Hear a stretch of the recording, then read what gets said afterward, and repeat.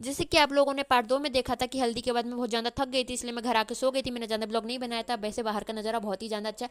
मेरे को लग रही थी बहुत ज़्यादा भूख, इसलिए मैं मंजिन करके गई किचन में। मम्मी को बोला भूख लग रही, तो मम्मी ने मुझे बिस्किट और चाय दे दिया था। मैंने लगा कि और भूख लग रही है, तो मम्मी ने फिर मुझे थोड़े से पोहे बना के दे दी। फिर मैं निकल गई शादी वाले घर में। और A few moments later. आपको फिर मैं ज़्यादा वीडियो नहीं बता पाई, क्योंकि फिर मैं है ना काम वाम में लग गई थी। उनकी नज़र उतारी, चावल फेंकते हैं तो उनने वो चावल फेंके और फोटो शूट करी।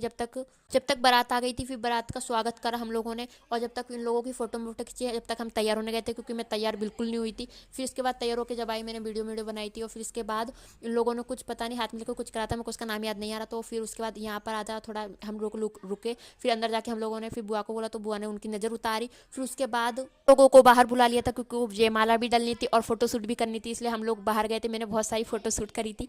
और उसके बाद मैंने भी फोटो खिंचवाई थी। और दूल्हे की जयमाला भी हो गई थी बहुत अच्छे से, बहुत मस्ती करी थी। इसके बाद मैं ज़्यादा वीडियो नहीं बना पाई थी, क्योंकि मैं सो गई थी, मेरे को बहुत नींद आ रही थी। और आई एम सॉरी, मैं आप लोगों को वीडियो नहीं बता पाई शादी की। एंड फिर उसके बाद मैं भी बहुत ज़्यादा इमोशनली हो गई थी। ये सब रो रहे थे, मेरे को भी बहुत रोना आया था कि मेरी बुआ जा रही है, तो मैं भी बहुत रोने लग गई थी। मेरी बुआ तो चुप ही नहीं हो रही थी, बहुत रो रही थी, क्योंकि जब लड़की जाती है ना, तो बहुत ज़्यादा ही दुख होता है। और इसके बाद बुआ को चुप कराया, बुआ चुप ही नहीं हो रही थी। फिर दूल्हे वालों को हम लोगों ने थोड़ा नाश्ता वास्ता करवाया था। फिर इसके बाद जब डोली जाने लगी थी, तब बहुत रोई थी, मैं बहुत रोई थी, मेरी बुआ भी बहुत रोई थी। आपको ये वीडियो कैसी लगी, लाइक करिए, सब्सक्राइब करिए, बाय बाय।